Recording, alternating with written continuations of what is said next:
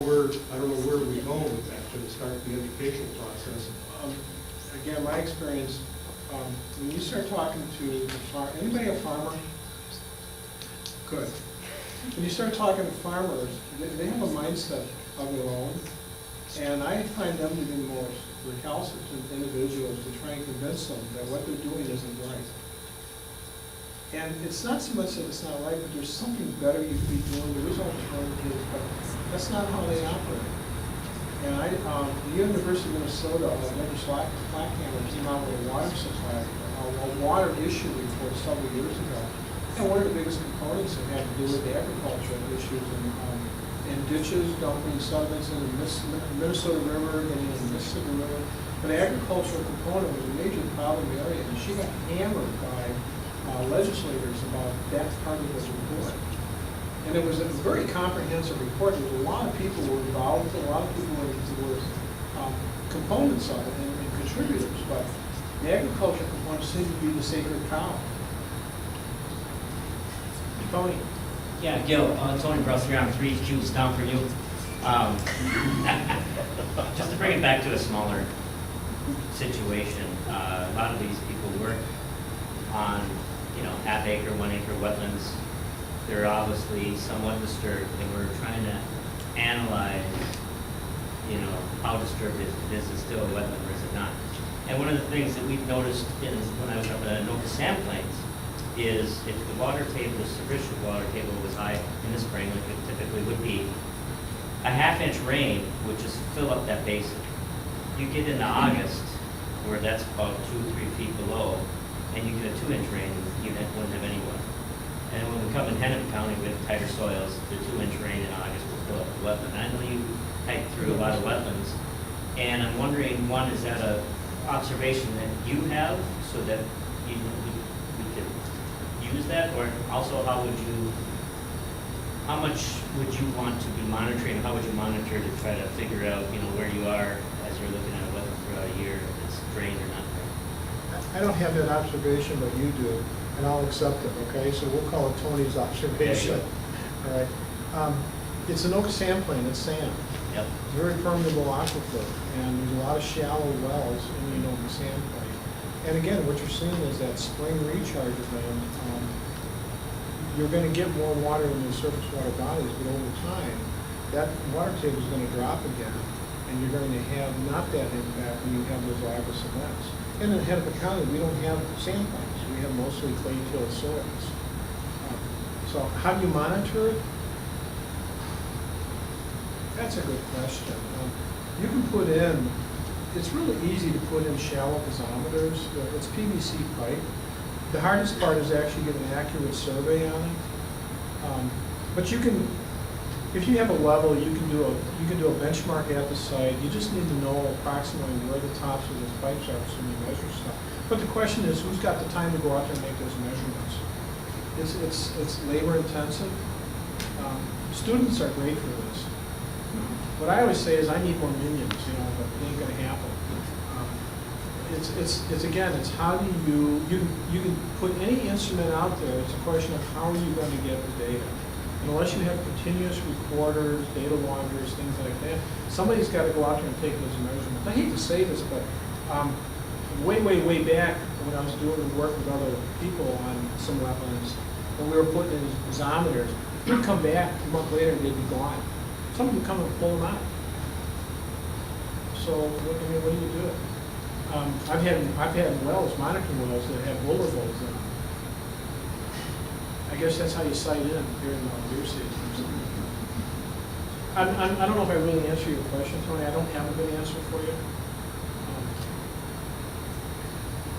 Yeah, we look up at Brooklyn Park, Brooklyn Center, and you'll get some pretty substantial rains, and the water table's 10 feet below them, and they're not filling up these DNR wetlands even close to what they used to be. It's similar to Electric Lakeland. But then you'll get into the tighter soil ones, and it would be mid-August, and if you get the same type of rain, and it's not filling up, I always have a different opinion on what's going on there, and I don't know if that seems valid with what you're showing here as far as the cycle of the water and stuff like that. you can start instrumenting a wetland. And I think you're gonna find that every time you put in another instrument or another monitoring point, your interpretation's gonna change. And honest to God, it's like over all these years where we have studied things, and I'm not surprised when someone comes back and says, you know what, we had interpreted earlier, well, it's not really working that way. We're doing an area-wide study in Bassett Creek, and we're finding out that a lot of the water table is being controlled by the sewers. Okay. And you either have leaky sewers or the water is flowing into the sewers. So, and that's an area where we've seen groundwater studies that, again, these points in time, that when we plot out the vectors, they contradict each other. We've got sites adjacent to each other, have groundwater flow vectors pointing at each other. It's physically an impossible groundwater flow scenario unless you have a line source. That could be a sewer, but in this case, we know it's not a sewer. So, again, it has to do with how you're collecting the data, how you interpret it, and how reliable is that data. Yes, sir. Just looking at the pumping of water around wetlands, you've seen through the years, as you said, you may measure something one year and during the year it might change, the next year it might be different. What kind of temporal scale do you have in your mind for trying to get a handle on what a trend might be or what a reliable period of time might be so you can characterize? Yeah, what you'd like to do is be doing it 24/7, year-round. It ain't gonna happen. I mean, that's mean having data loggers out there. And again, you're talking about buying equipment and installing them, and then eventually you do have to go out there and download the data. So the problem is, what's the frequency of doing measurements? What I would suggest, if you put any type of monitoring system in, you would monitor as frequently as you can and start developing a history.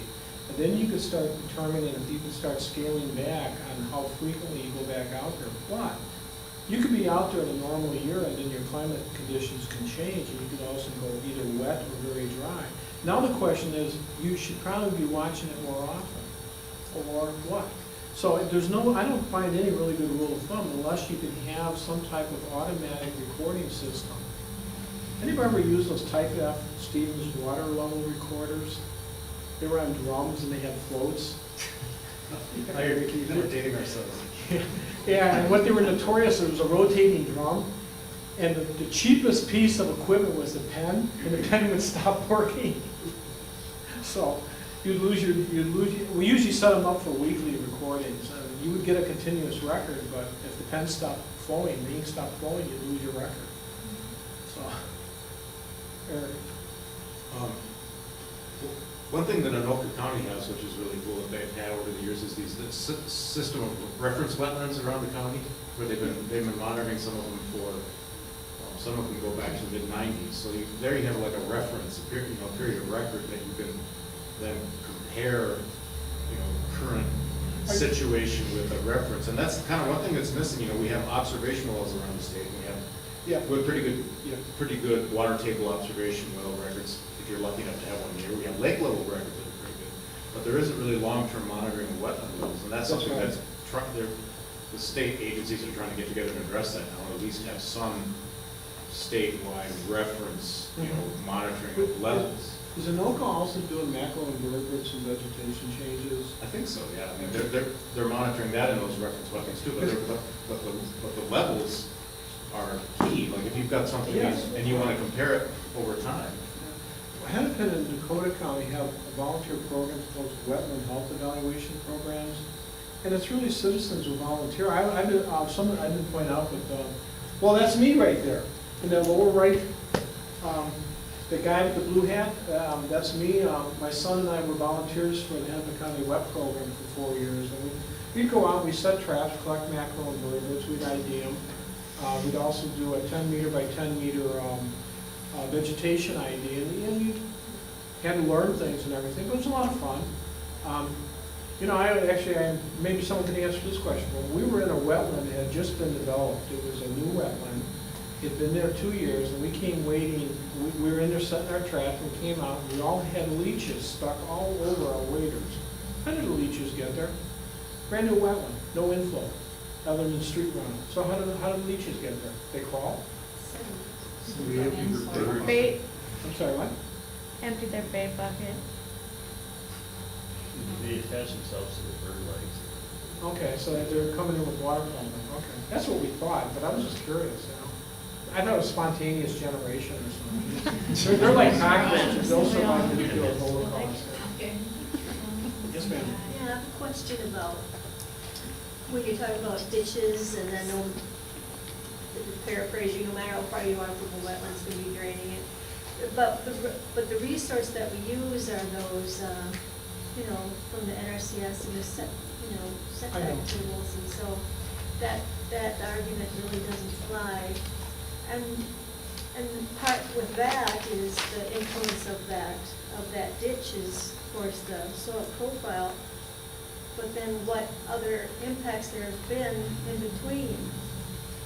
And kind of related to that, and with Yanoka, because I work for Yanoka, reference wetlands is every time I bring that up, I say, well, you know, we got all these ditches and roads that are between your reference wetland and the wetland in question, so it doesn't really apply so much. Or it's just a general trend and it's, you can't really directly relate it, so it's kind of a, I don't, so you have qualitative information that you're giving us, but the actual quantitative is lacking.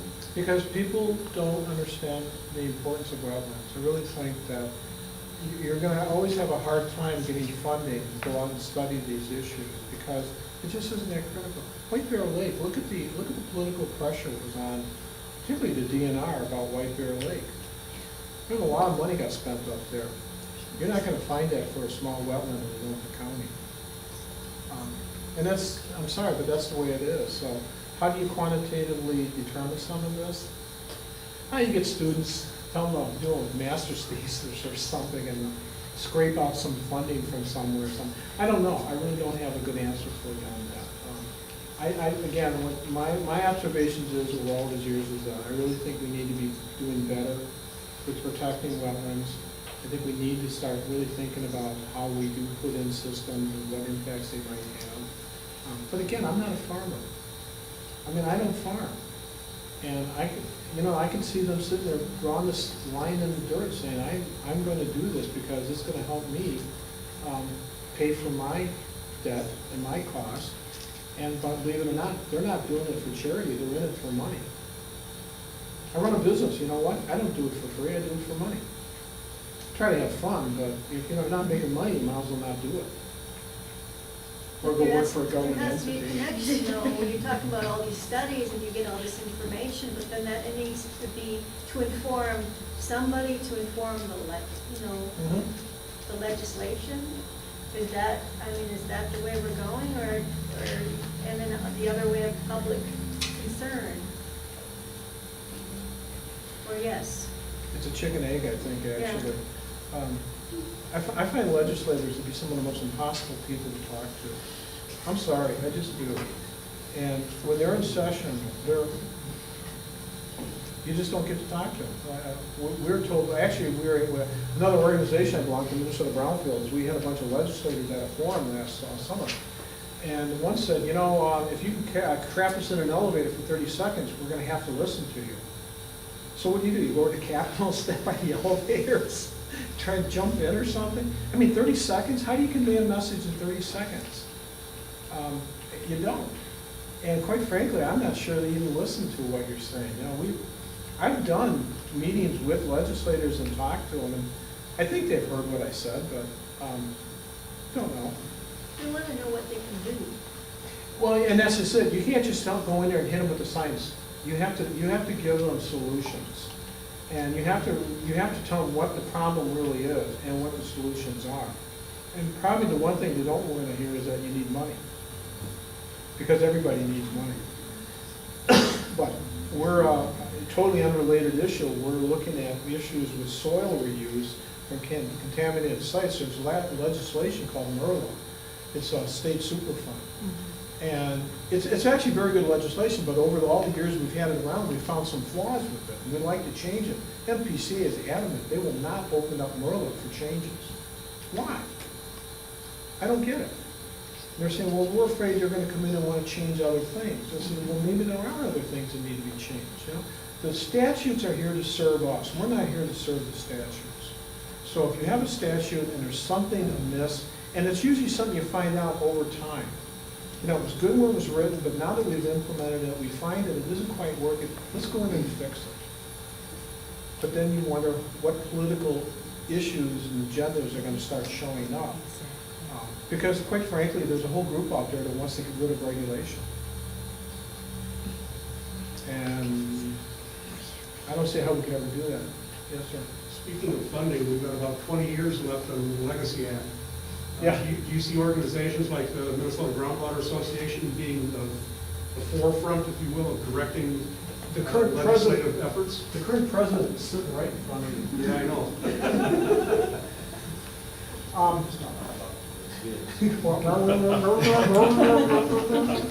Eric Morgan is the current president of the Minnesota Groundwater Association. It just seems to me that we've got a golden opportunity And, to expand our understanding Yes. of that groundwater, surface water. and the state I'll tell agent, you. go ahead, Eric, go ahead.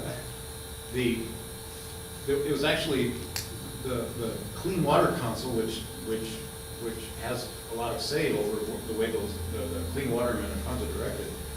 It was actually very hard to get groundwater money out of it, because there was that old surface water groundwater. Well, this is about lakes and rivers and streams. So, I mean, there was a contingent there that actually didn't want to use any of that money for anything related to groundwater. So that in itself was a huge battle. But you're right, there's a lot of money out there. I think some of the state agencies are doing very well to tap into it. You're right, it's got a ways to go.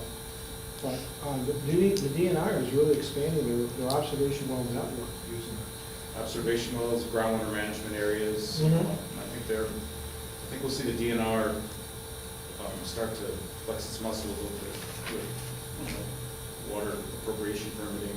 Well, they Saying got. no, they'll be saying no. Yeah, You're yes, hearing about that. that's right. They got slammed, and the lesson is that they got to start looking at this. It was a given, if you came in with a municipal well permit, you got it done. If there was any questions asked of it.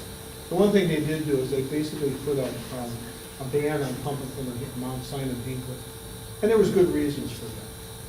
It's also got some interesting water quality issues. You pump some of those formations, you got to treat for iron and radon, not radon, radium. So, questions, more questions? Way in the back. I'm sorry, can you speak up more? Sorry, this is a much larger scale question, but I was recently at a lecture where a person from NASA was measuring ground and surface water amounts using satellites, and Yeah. Yep. what they found was that generally across the northern part of the country, everybody more water, except for right in smack dab of northern Minnesota, and someone asked him about it, and he didn't know why Yeah, that particular area was getting drier, and I was curious if you had any thoughts on that was the presentation at the Freshwater Society. Right? Yeah, I was there too. And you know what? He didn't have an answer, and I don't have an answer either. So if you give me enough money, I'll go up there and study it for you. Just I can write you out a budget right now. Check. Was he the fellow that was alluding to potential climate change or the variation? Yeah, he was actually looking at gravity data. It was really interesting. He was looking at gravity data, and the ground truth was really a lot of the work in California. And guess what? California's dry. You want to see an area that's got severe problems, it's California.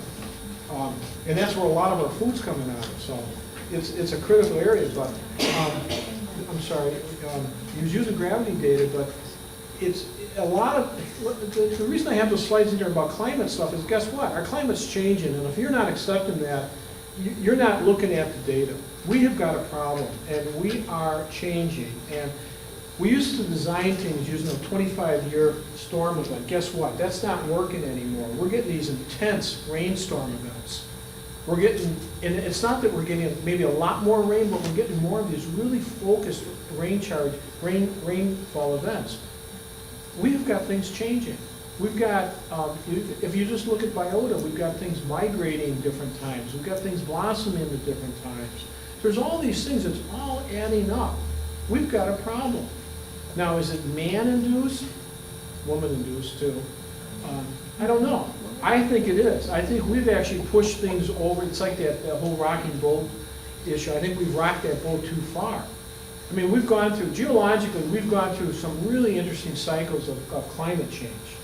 But I think we have pushed that too far, and it's going to be a problem. And if you're, I'm glad I don't live on coastlines, put it that way. Because I think you're gonna see over time, and you have to understand, I'm a hydrogeologist, I'm a geologist. We talk about, give or take 1 million years, drop in a bucket. Geologic time, it doesn't really have to be geologic time. Over the next 10, 20, 30, 40, 50 years, we're gonna see some really critical change unless we start changing some things. I think there's a lot of people trying to do that, but at the same time, there's a lot of politics behind this. And we still have people, we had a bunch of them just get reelected, who are fighting climate change. They don't accept it. It's some fiction that scientists have generated. So, more questions? Yes, sir. Can you talk a little bit about surface water dependent wetlands? Because you've covered groundwater, I realize you're a groundwater guy. But there's a whole different sector of surface water dependent. A lot more dependent on surface water. Yeah. Plain and simple. And actually, I don't have numbers on it. I don't know if you can knock it out by what percentage is what. I don't know. But you're right, there's a lot of, in urban areas in particular, a lot of it is surface water runoff. And that's where we're getting into the contaminant issues. If you actually look at what's coming off streets, it's metals, it's pHs, it's petroleum parameters, some volatiles, and everything else everybody throws on their lawn when they overwater it. It all runs off into the streets and gets into stormwater sewers, and guess where the stormwater sewers go? So a lot of dependency on surface water, and I think it's more so in urban areas. That's my gut on that. I don't have any numbers to really back it up. But I was asked to talk about groundwater. Yes, sir. Bill, I'm Mark Hauka with the Department of Natural Resources in Sauk Rapids. I'm one of the You came groundwater down from management Park areas. Rapids? Sauk Rapids. Oh, you Sauk came down Rapids. from Sauk Rapids for this? Yeah, brought a car down, yeah. When you go home tonight, don't go up 494, all right? We'll take the back roads. I just wanted to comment, I appreciate your comments and the talk about the White Bear Lake. I'm the project manager for the Bonanza Valley Groundwater Management Area. So Okay. we're particularly interested in groundwater use. Obviously, we've selected these 3 areas because we see either environmental effects or we see trends.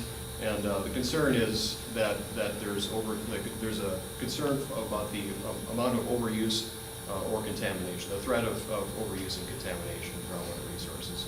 And not only just buried aquifers and water table aquifers, but also the interaction between those water table aquifers and the surface water features. So I appreciate the conversation here and the connection, just because it's part of what we are diving headlong into right now. So the Northeast Metro has been identified as a groundwater management area. White Bear Lake is included in that, and so we are synthesizing an approach that includes not only aquifers, buried aquifers and water table aquifers, but also these surface water features. And so the groundwater management areas are our best effort to pilot some ideas and some approaches. And so we've been really trying to connect with the community and other professionals. And so I just wanted to put a word out to anybody here, if you're interested in commenting, look for, if you're in the Northeast Metro, look for a publication or the public comment period for the Northeast Metro Groundwater Management Area. Should be coming up this winter. So keep an eye out for that, because we really are interested in making sure that our approaches that are drafted, are workable, doable, that they're common sense, but they're also firmly rooted in science. Actually, if I read everything I got dumped on me, I would never get any sleep. Which is MPC, Minnesota Pollution Control Agency, just came out with draft soil reference values. It has major impacts. There's a comment period.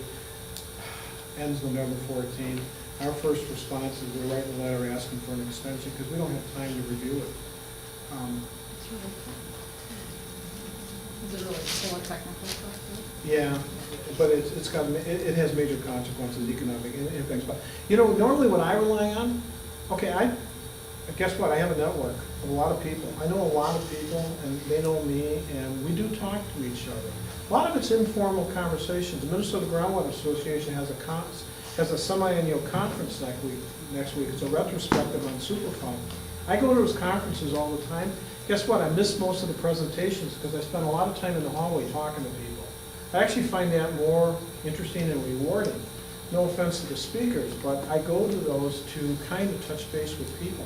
I rely on my contacts to call me up and say, you've got to read this, or read these sections of something that's come out, because you just need to. If I don't get a call on it, it's possible I won't read it, just simply because I've got so much other stuff backed up. So, but you're right, I would say over the last 10 years, it might go back farther, I've seen more dialogue going on between professionals, interdisciplinary professionals. It used to be that, in fact, it used to be that we used to just talk to our own little groups. And we never went outside and talked. But when we started the Groundwater Association, the idea was that we just didn't want this to be for groundwater professionals. We wanted this to be for everybody. And we have legislators, lawyers, we have a lot of different types of, we have chemists, biologists, geologists, hydrologists, engineers. It's across the board, public sector, private sector. We have a large membership, a real diverse membership. And the purpose of the organization was to sit down and have a dialogue. And it was to share ideas, to be challenged, argue.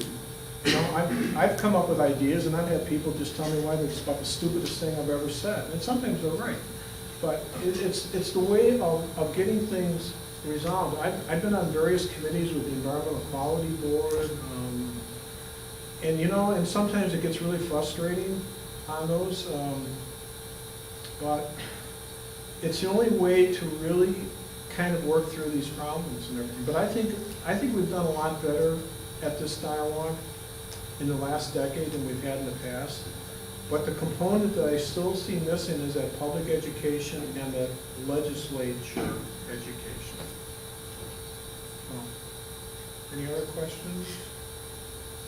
Yes, right back there. What's your kind of opinion on using wetlands as sort of bioremediation as an alternative? I think it's a dumb idea. That's my opinion. So, I mean, I'm just sort of curious as to, I mean, in terms of like cost effectiveness versus traditional remediation for groundwater for certain conditions. Yeah. I mean, it's one of the advantages, at least as far as I've seen, is it's a way to get the public to say, you know, the swamp is actually doing something productive. Well, that's interesting. I like that. That's actually a good point. I hadn't thought about that. I just think it's a bad idea. It's like I said, why do we make our wetlands our toilet? But, you know, they work. It does work. They do filter stuff. They do deal with nutrients. I mean specifically creating wetlands for that purpose. Oh, not that's Not interesting. utilizing new wetlands. No one's ever brought that up. I never thought about that. Huh. Where aren't man-made stormwater ponds? Well, yeah, you're right. Stormwater ponds are a wetland when you come down to it. But they're really there for managing runoff. But, you know, a lot of the road, Hennepin County Transportation Department, they're going away from stormwater ponds. They're going into more infiltration and underground storage. So, and that's, in fact, you see this on a lot of redevelopment at contaminated sites, how they're gonna manage their stormwater. And you're seeing a lot more rain gardens, you're seeing a lot more infiltration, you're seeing reuse of water. So there's a mindset that's coming about, and that's really changing that. But it used to be, you know, you got this water, what do? You dump it into wetland. You dump it into wetland because it's gonna clean it up. Really? At some point, doesn't that wetland get saturated? So that's why I've never liked that idea of using the wetlands, but I never thought about building specific wetlands for that purpose. Where do you get the land though?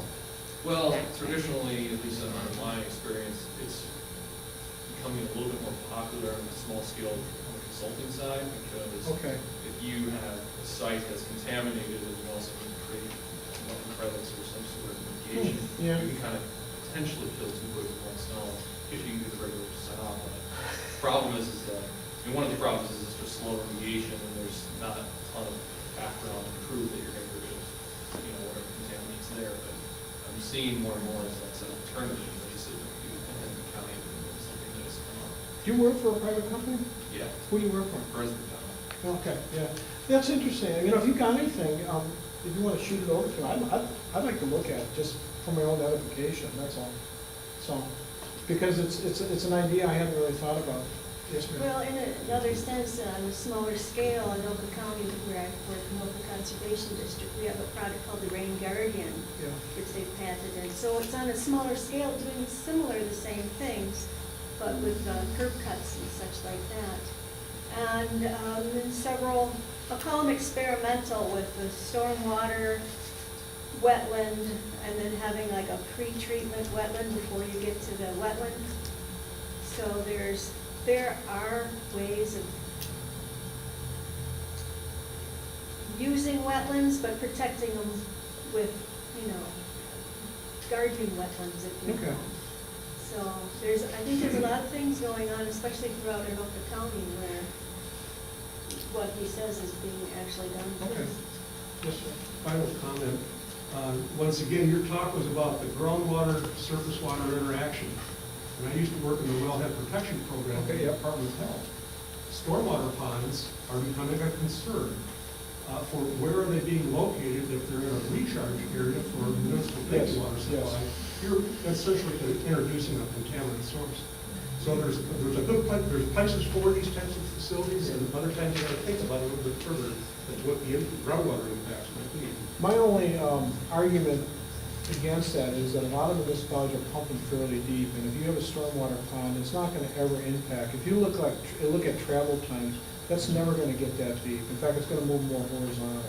But it is what it is, and I know our highway department has had some problems where they were going to put in stormwater ponds, and they were in a dismal, they were there, and had to point it out to them, so, you know, you might wanna rethink what you're doing here. So, it is, again, it's another one of those issues that has to be addressed. It's some, again, quite frankly, it's a step in the right direction. And it also makes people think, well, it used to be, anybody here an engineer? I can badmouth, oh shoot, there's engineers here. The engineers, if you talk about a group that's a silo, that really kind of stays in their own box, sorry guys, but they do that, and they'll design stuff based on, this is how we've always designed this.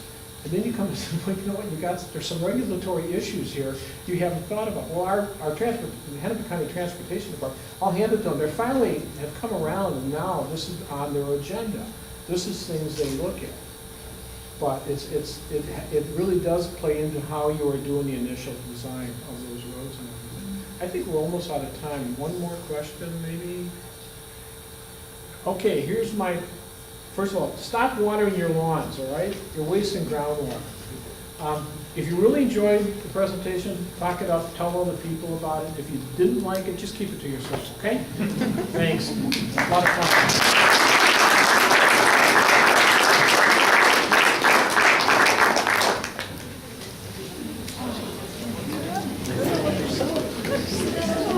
Thank you.